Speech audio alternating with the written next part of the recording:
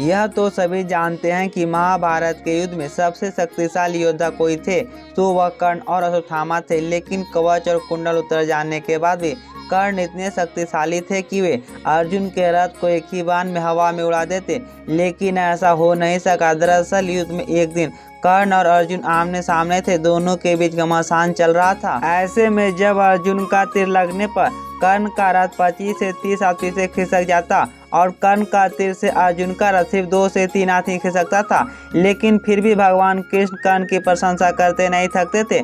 ऐसे में अर्जुन से रहा नहीं गया और उसने पूछ ही लिया कि हे पार्थ, आप मेरी शक्तिशाली प्रहारों की बजाय उसके कमजोर प्रहारों की प्रशंसा कर रहे हैं, ऐसा क्या कौशल है उसमें? तब भगवान कृष्ण मुस्कुराकर बोले, अर्जुन, तुम्हारे रथ की रक्षा के लिए ध्वज पर स्वयं हनुमान जी, पहियों पर शेषनाग और सारथी के रूप में मैं स्वयं नारायण विराजमान हूँ। इस सब के बावजूद कर्ण के प्रहार से अगर ये रथ एक हाथ भी खिसकता है तो मानना ही पड़ेगा कि कर्ण में अद्भुत पराक्रम है। ऐसे में उसकी प्रशंसा तो बनती है। हनुमान जी के बगैर युद्ध जितना संभव था। हनुमान जी के बारे में तो सभी जानते हैं कि उनके बगैर तो यह युद्ध जितना संभव था। हनुमान जी से पांडवों की मुलाकात वनवास के दौरान गंधमादन पर्वत पर हुई थी। मान्यता अनुसार भीम और हनुमान दोनों भाई हैं, क्योंकि भीम और हनुमान दोनों ही पवन देव के पुत्र हैं। श्री कृष्ण की युक्ति के अनुसार हनुमान जी से पांडवों ने जीत का आश्वासन ले लिया था।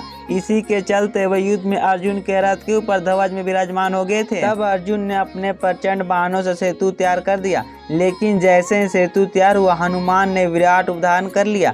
हनुमान राम का स्मरण करते हुए उस बाणों के सेतु पर चढ़ गए। पहला पग रखते ही सेतु सारा का सारा डगमगाने लगा। दूसरा पैर रखते ही सेतु चरमरा गया। यह देखकर अर्जुन खुद को खत्म करने के लिए अग्नि जलाने लगे। तभी भगवान श्री कृष्ण प्रकट हो गए और अर्जुन से कहा कि वह फिर से सेतु बनाए, लेकिन इस बार वे श्री राम का नाम लेके सेतु बनाए, जिससे वह नहीं टूटेगा। दूसरी बार सेतु के तैयार होने के बाद हनुमान फिर से उस पर चले, लेकिन इस बार सेतु नहीं टूटा। इससे खुश होकर हनुमान ने अर्जुन से कहा कि वे युद्ध के अंत तक उनकी रक्षा करेंगे। इसीलिए कुरुक्षेत्र के युद्ध में अर्जुन के रथ के ध्वज में हनुमान विराजमान हुए और अंत तक उनकी रक्षा की। कुरुक्षेत्र के युद्ध के अंतिम दिन कृष्ण ने अर्जुन को पहले रथ से उतरने को कहा। उसके बाद कृष्ण रथ से उतरे। कृष्ण ने हनुमान को धन्यवाद किया कि उन्होंने उनकी रक्षा की। लेकिन जैसे ही हनुमान अर्जुन के रथ से उतर गए, वैसे ही रथ में आग लग गई। यह देखकर अर्जुन हैरान रह गए। कृष्ण ने उन्हें बताया कि कैसे हनुमान उनकी दिव्य अस्त्रों से रक्षा कर रहे थे।